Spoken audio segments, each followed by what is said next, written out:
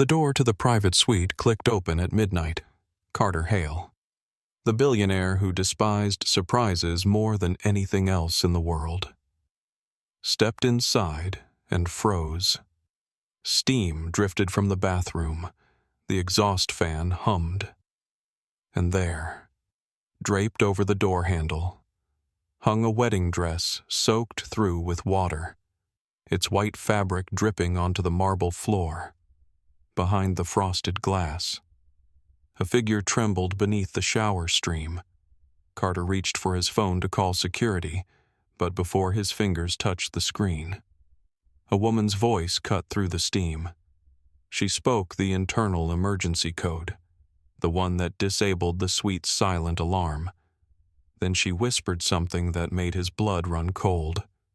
"If they find me here, you die too." The hallway lights flickered. A radio crackled somewhere beyond the door. The camera in the corner of the suite went dark for exactly 3 seconds. And outside, the sound of men's shoes approached. Carter Hale had built his empire on control. Every variable accounted for, every risk calculated. He had chosen to stay at the Hale Crown Hotel tonight instead of his penthouse because he wanted absolute security after a brutal board meeting about a merger that could reshape his entire company. The irony of that choice now stared him in the face through a fog of bathroom steam. He noticed the signs of intrusion before he even reached the bathroom. The door had been opened with a master key card, the highest clearance level. Only 4 people in the entire hotel had access to that tier. The scent of perfume mixed with panic hung in the air, and the exhaust fan had been running long enough to fog the mirrors in the hallway. The woman emerged wrapped in a towel, her dark hair plastered to her shoulders, her eyes red from crying or cold or both. She clutched the towel against her chest with fingers that would not stop shaking. But Carter noticed something else. On her wrist, half hidden beneath the terry cloth, a ring of red marks bloomed against her pale skin. Someone had grabbed her, hard, recently. She was beautiful in the way that tragedy sometimes makes people beautiful, all sharp edges and desperation. But Carter did not care about beauty. He cared about the fact that she had somehow entered his private sanctuary and spoken a code that fewer than a dozen people in the world knew existed. "Do not call them," she said again, her voice barely above a breath. "They will kill me. And then they will make it look like you helped." Carter's thumb hovered over Silas Reed's contact. Silas was his head of security, a man he had trusted for 7 years. Protocol demanded he make that call. Every instinct built over 2 decades of corporate warfare told him to hand this woman over and let the system sort out whatever drama had brought her to his bathroom in a ruined wedding gown. But the camera had gone dark. Someone inside his own hotel had made that happen. And this woman knew his emergency code. Outside the suite. Footsteps stopped. A knock came, sharp and official. "Security, open up." Carter looked at the woman. She looked back at him with eyes that held fear and something else.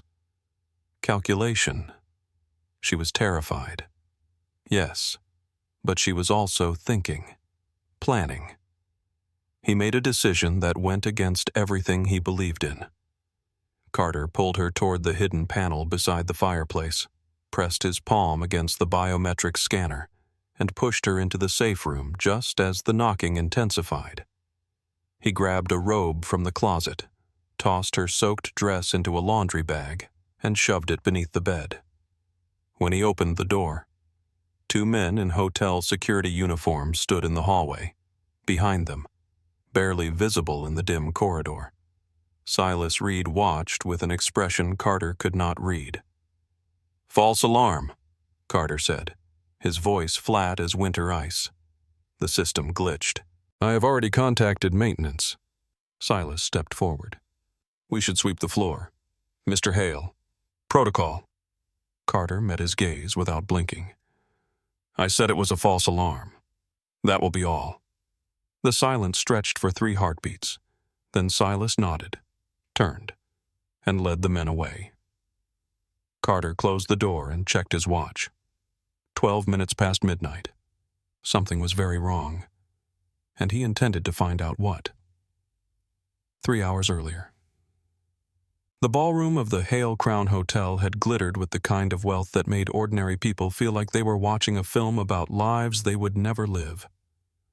The Caldwell wedding was the social event of the season, covered by every major outlet, attended by senators and celebrities and captains of industry who smiled for cameras while calculating each other's net worth. Rosalind Thorne stood at the center of it all in a gown that cost more than most people earned in a year. Her hand rested in the grip of Archibald Caldwell, the third of his name, heir to a pharmaceutical fortune built on patents and influence. Archie, as everyone called him, smiled at the photographers with the ease of a man who had never been told no in his entire life to anyone watching. Rosalind looked like a woman living a fairy tale, but behind her carefully constructed expression, her mind raced through escape routes and contingency plans. She had been preparing for this night for 11 months. Every smile, every touch, every whispered endearment to the man beside her had been a performance designed to get her exactly where she needed to be, in the pocket hidden within the layers of her gown. A pendant pressed against her thigh. Inside that pendant, a flash drive contained enough evidence to destroy Archie Caldwell and everyone who protected him. Evidence of bribes. Evidence of a death covered up to look like an accident. Evidence of witnesses who had been silenced with money or threats or worse. But the files were encrypted. 2-layer security, password and internal token, and the only way to access that token was through the Hale Crown Hotel's secure network, a system she had helped design during a 3-month contract 2 years ago, a system that Archie had chosen specifically because he knew she would be the only one who could open it. He had made her the key to his own vault of secrets.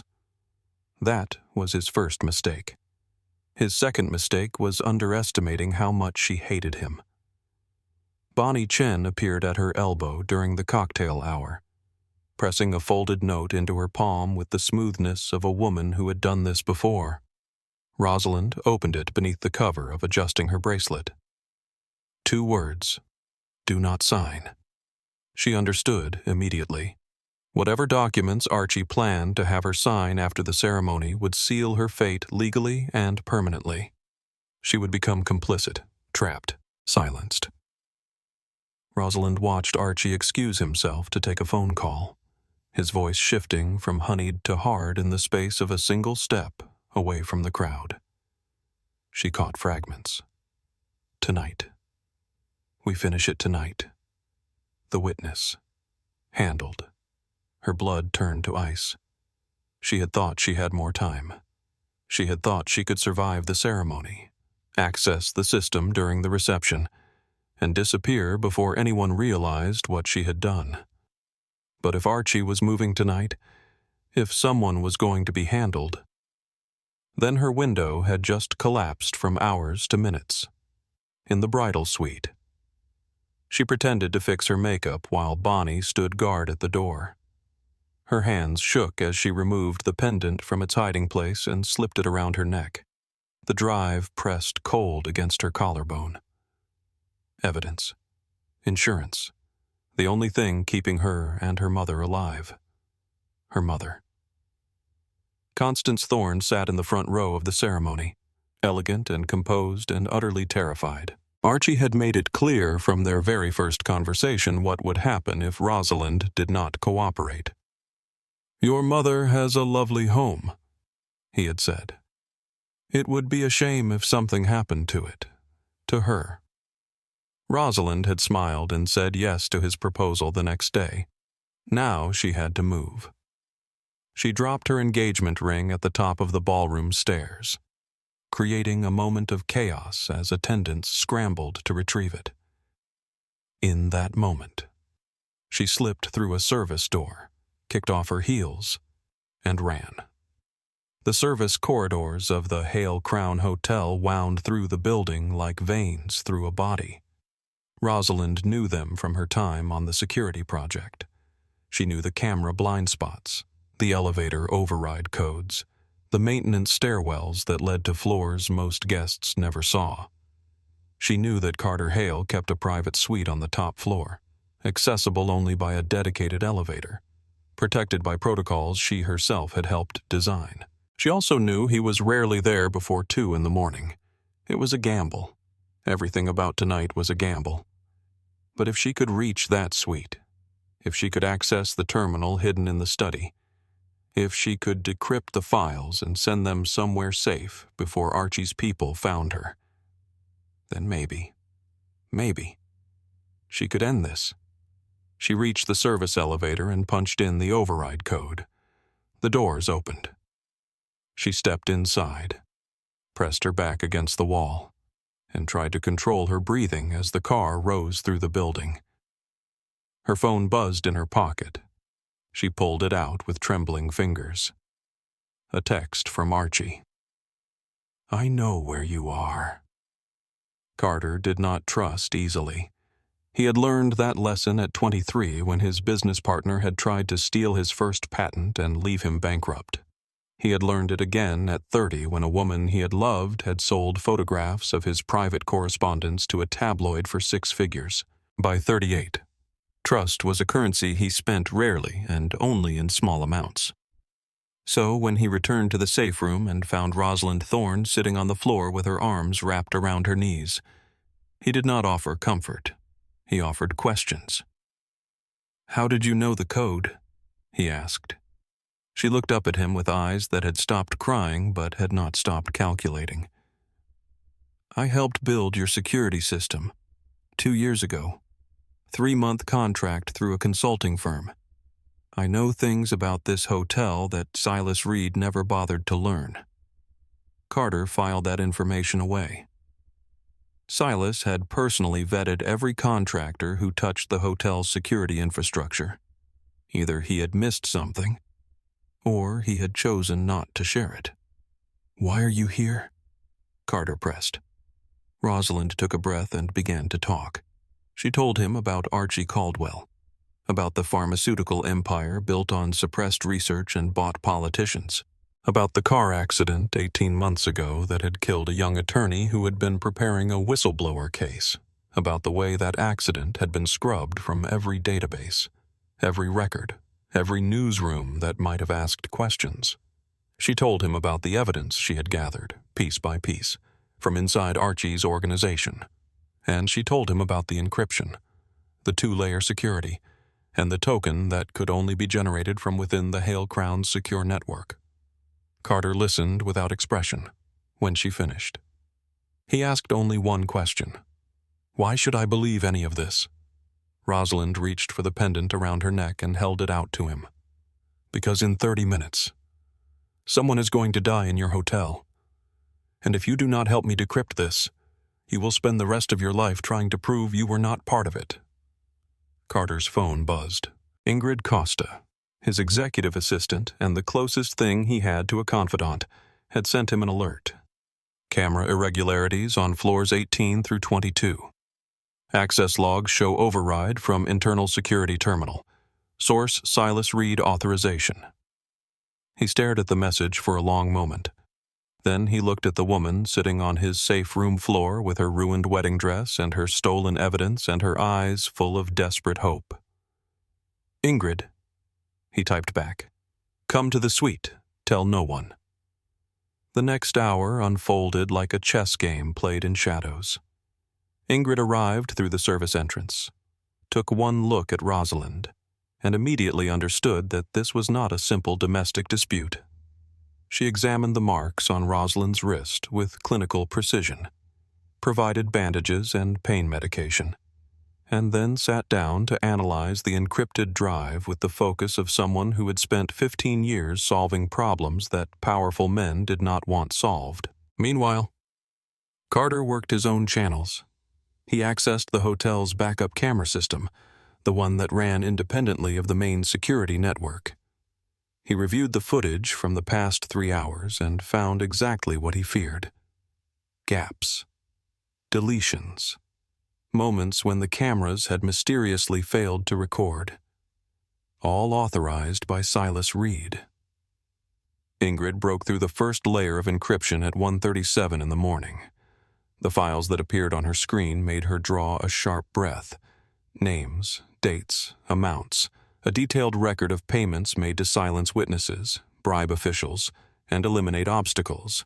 And there, highlighted in red, a single entry dated that very night. Hale Crown Hotel, 0045.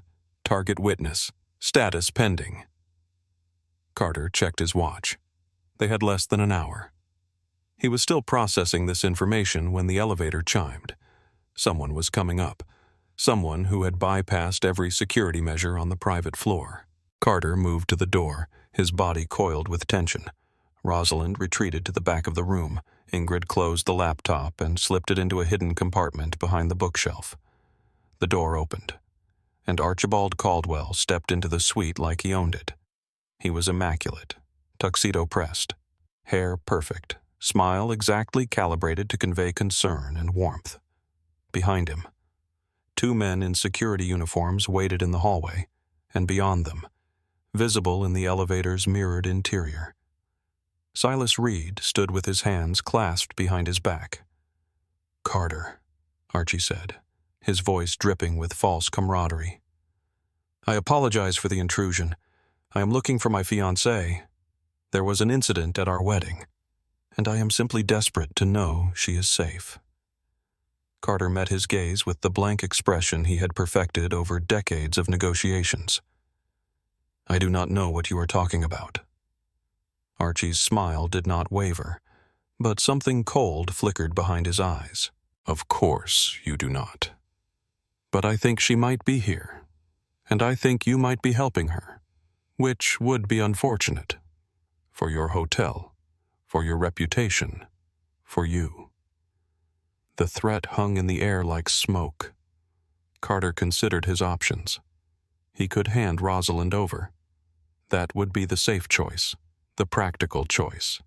It would preserve his business, his relationships, everything he had built. All he had to do was step aside and let the monster in the expensive suit reclaim his prey. But Carter had read the files. He had seen the name of the witness scheduled to die tonight, a woman named Patricia Delgado, a nurse who had treated one of the silenced witnesses before he disappeared, a woman who was, at this very moment, attending a charity function in the Hale Crown's grand ballroom, unaware that her death had already been purchased. Carter thought about what kind of man he wanted to be. Then he said, "My hotel, my rules. You can leave now, or you can explain to the police why you are harassing my guests at 2 a.m. Archie's mask slipped for just a moment. Rage flickered across his handsome features, hot and violent and quickly suppressed. "You are making a mistake," he said softly. "A very expensive mistake." He turned and walked back to the elevator. The doors closed. The floor went silent. But Carter knew it was not over, not even close. The phone call came 17 minutes later. Bonnie's voice shattered through the speaker, raw with tears. "Rosie, they have your mother. They took her from the ballroom. Archie says if you do not come back, he will make sure she never comes back either." Rosalind's face went white. Her hands, which had finally stopped trembling, began to shake again, but her voice remained steady. "Where are they holding her?" Bonnie sobbed. "I do not know. He just showed me a video. She was crying. Rosie. She was begging." Carter watched Rosalind process this information. He watched her calculate odds and weigh outcomes and arrive at a decision that he already knew she would make. "I have to go back," she said. "No." Carter's voice cut through the room. "You go back, and both of you die. That is not a rescue. That is a surrender." "Then what do you suggest?" She rounded on him, her composure finally cracking. "That is my mother. She never wanted any of this. She just wanted me to marry well, to be safe, to have the life she never had. And now she is going to die because I was selfish enough to think I could fight back." Carter stepped closer. "You were brave enough to fight back. There is a difference." He paused. "And we are not out of options yet." Ingrid looked up from her laptop. "I found something. The video Bonnie mentioned. It was sent from a phone registered to one of Silas's security team. They are in the hotel. Sublevel 2. The maintenance corridor near the loading dock." Carter reached for his phone. "Finn," he said when his brother answered. "I need you at the hotel, now. Bring the contingency package." 23 minutes, Finn replied. "Keep them busy." Carter turned to Rosalind. "We are going to get your mother. But first, you are going to help me take down everyone who did this." The next 40 minutes were the most intense of Carter Hale's life. Finn Hale arrived at 1:52, summoned by a coded text from his brother. Finn was everything Carter was not: impulsive, charming, reckless. But he was also fiercely loyal, and he had been warning Carter about Silas Reed for months. "I told you he was dirty," Finn said as he reviewed the access logs. "Every override tonight traces back to his terminal. He is not just compromised." "Carter, he is running the operation." Carter absorbed this betrayal in silence. 7 years. He had trusted Silas for 7 years. Ingrid finished decrypting the second layer of files at 2:09. The complete picture emerged in horrifying clarity. Archie Caldwell had not just covered up one death. He had built an entire infrastructure of control, blackmail, and elimination. The Hale Crown Hotel had been chosen for tonight's operation because Silas had guaranteed access, because the security system that Rosalind had helped design had been corrupted from within, and because killing a witness inside Carter Hale's hotel would give Clinton Webb, Archie's silent partner and Carter's oldest rival, the ammunition he needed to destroy the Hale brand forever. "It was never just about the files," Rosalind said, her voice hollow. "They wanted to use me to get to you, to take everything from both of us in one night." Carter looked at her. She had stopped trembling. Her jaw was set, her eyes clear. She was not a victim anymore. She was a weapon, and she was ready to fire. "What do you need?" he asked. She told him. At 2:15. The elevator to the private floor locked. Silas Reed discovered that his master key card no longer worked. His authorization codes had been revoked. The security network he had spent years corrupting now recognized him as an intruder. At 2:20, Ingrid contacted hotel security through the backup channel that Silas did not know existed. She informed them of a credible threat to a guest on the 3rd floor and requested discreet protective measures. At 2:27, Finn slipped into the main security office and downloaded every access log, every override authorization, every communication between Silas and his handlers. He copied it all to a secure server that even Carter did not have access to. Insurance. At 2:31. Carter Hale did something he had not done in over a decade. He asked for help. He called 3 people his attorney: a federal prosecutor he had known since business school, and a journalist who had once written a profile about him that he had hated but respected for its accuracy. He told them the same thing. "Come to the Hale Crown Hotel. Bring everything you need to document a crime in progress." At 2:40, Rosalind Thorne walked out of the safe room and into the main suite.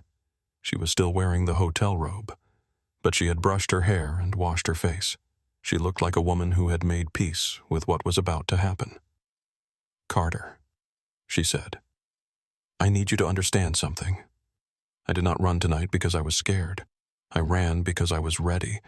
I spent 11 months inside that monster's world, gathering evidence, building a case, waiting for the right moment. I walked into that wedding knowing I might never walk out. But I did it anyway, because some things are worth more than survival. Carter studied her face. He saw strength there, and pain, and something that looked almost like hope. "Why are you telling me this?" he asked. "Because in about 15 minutes, I am going to invite Archie back to this suite. I am going to let him think he has won, and I am going to get him to confess everything while your backup cameras record every word." She paused. "I need to know if you are willing to let me do that, to let me use your home as a trap." Carter thought about the woman who had betrayed him at 30. He thought about the partner who had tried to destroy him at 23. He thought about every time he had chosen safety over justice, comfort over courage, silence over truth. Then he thought about Patricia Delgado, the nurse who did not know she was supposed to die tonight. He opened the door to the suite's study, revealing the bank of monitors that showed every angle of the room. "The backup cameras are already recording," he said. "Let us end this." Archie Caldwell returned at 2:53, confident that his victory was assured. Rosalind met him in the center of the suite, her face arranged in an expression of defeat. "I will come back," she said. "Just tell me what you want." Archie smiled. His hand reached out, fingers curling beneath her chin with proprietary ease. "What I want is what I have always wanted. You. Obedient, useful, mine." Behind him, Clinton Webb emerged from the elevator, unable to resist witnessing his triumph. "This is what happens when you choose the wrong side," he said to Carter. "Your hotel, your scandal, your ruin." Silas appeared in the doorway, his master keycard mysteriously functional again, courtesy of a temporary override that would last exactly long enough to trap him. He positioned himself to block the exit, confident that he controlled all the variables. None of them noticed the small red light blinking in the smoke detector. None of them saw Ingrid in the service corridor, coordinating with hotel security. None of them knew that Finn was in the basement, ready to lock down every exit in the building. Rosalind looked at Archie with steady eyes. "Before I come back," she said. "Tell me why. Why did that attorney have to die? Why Patricia Delgado tonight? Why any of it?" Archie laughed. "Because they asked questions. Because they would not stay quiet. Because in this world, silence is the only currency that matters, and I have spent 30 years buying it." Clinton could not resist adding his piece.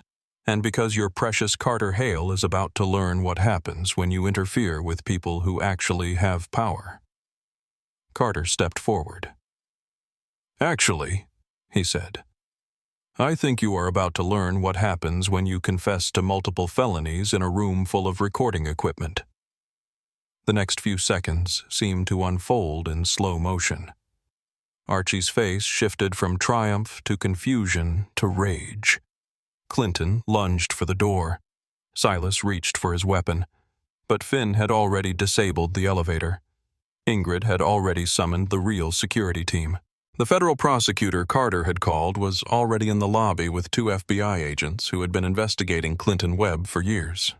Carter stepped between Archie and Rosalind, his body a shield. The door burst open, and suddenly the suite was full of people with badges and handcuffs and the cold efficiency of justice finally catching up. Archie looked at Rosalind with murder in his eyes. "You did this." She met his gaze without flinching. "No, you did this. I just made sure someone was watching. They took him away in handcuffs. Clinton Webb, too." Silas Reed went quietly, his face the color of ash, all his carefully constructed betrayals collapsing around him.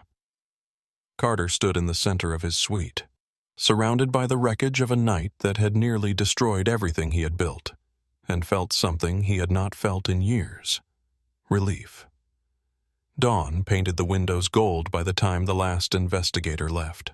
Rosalind sat on the couch, wrapped in a blanket that Ingrid had provided, staring at nothing. Her mother had been found in the maintenance corridor, shaken but unharmed, protected by hotel security who arrived just minutes before Archie's men could carry out their threat.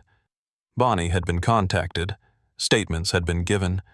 The evidence on the flash drive was now in federal custody, a ticking bomb that would detonate across pharmaceutical boardrooms and political offices for years to come. Carter sat down across from her. "You could have told me all of this from the beginning." Rosalind looked at him with eyes that had seen too much. "Would you have believed me?" He considered the question honestly. "Probably not." She almost smiled. "I know. That is why I had to show you instead." Silence settled between them. It was not uncomfortable. It was the silence of two people who had been through something together, something that had stripped away pretense and left only truth. "You are not what I expected," Carter said finally. Rosalind tilted her head. "What did you expect? A victim? Someone who needed to be saved?" She shook her head. "I do not need to be saved. I needed someone to stand beside me while I saved myself. There is a difference." Carter thought about that. He thought about all the times he had tried to control outcomes, to protect himself by keeping everyone at a distance. He thought about the walls he had built and the cold reputation he had cultivated, and the loneliness that came with both. "I think I understand that," he said. Rosalind studied him for a long moment. Then she asked the question that had been hovering between them all night. "Why did you help me? You did not know me. You had every reason to hand me over and protect yourself. Why did you choose differently?" Carter did not answer immediately. When he spoke, his voice was quieter than usual. "Because I spent my whole life building something. And tonight, I finally understood what it was for." He paused. "Maybe I was saving myself too." Rosalind reached out and touched his hand. Just for a moment. Just long enough to acknowledge what they had shared. The morning stretched ahead of them, full of complications and consequences and a world that would demand answers they were only beginning to formulate. But for now, in this moment, they sat together in the golden light of a new day. Carter handed her a keycard. "New suite," he said. "Full access. No strings. You can stay as long as you need, or leave whenever you want." Rosalind took the card and looked at it. Then she looked at him. "I know," she said. It was enough. Constance Thorne arrived at Carter's suite 3 hours later, escorted by Ingrid.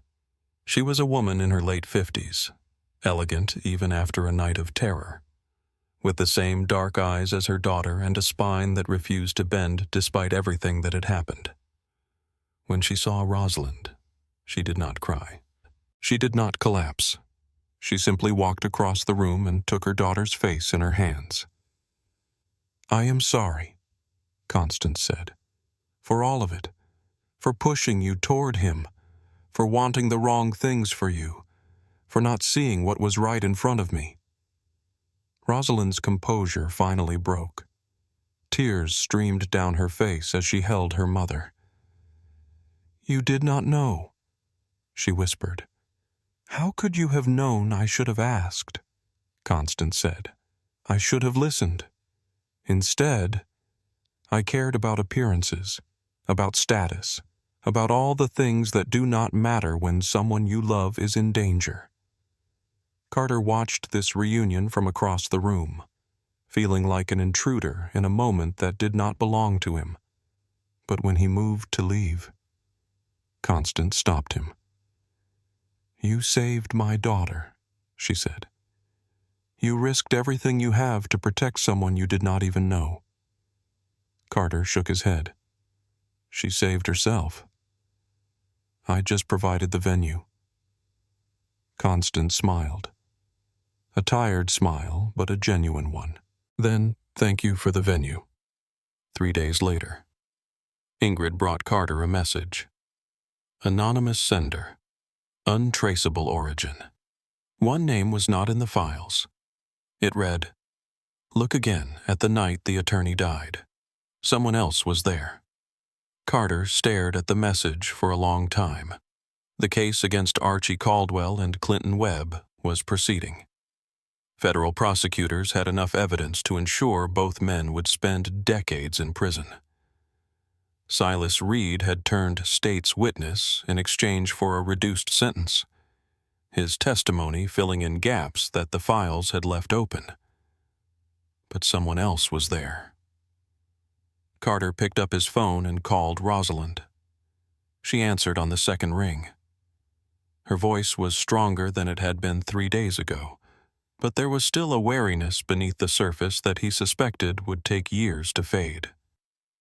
"We are not done yet," he said, on the other end of the line. Rosalind was quiet for a moment. Then she said something that surprised him. "I know. I have been waiting for you to figure that out. What do you mean? I mean that Archie did not build that operation alone. He was not smart enough. Someone was pulling strings behind him, using him the same way he used everyone else, and that someone is still out there." Carter leaned back in his chair and looked out at the city below. The Hale Crown Hotel gleamed in the afternoon light, its reputation intact, its secrets still hidden behind layers of glass and steel. "Do you know who he asked?" "Not yet," Rosalind said. "But I have ideas, and I have time." She paused. "The question is whether you want to keep helping me." Carter thought about everything that had happened.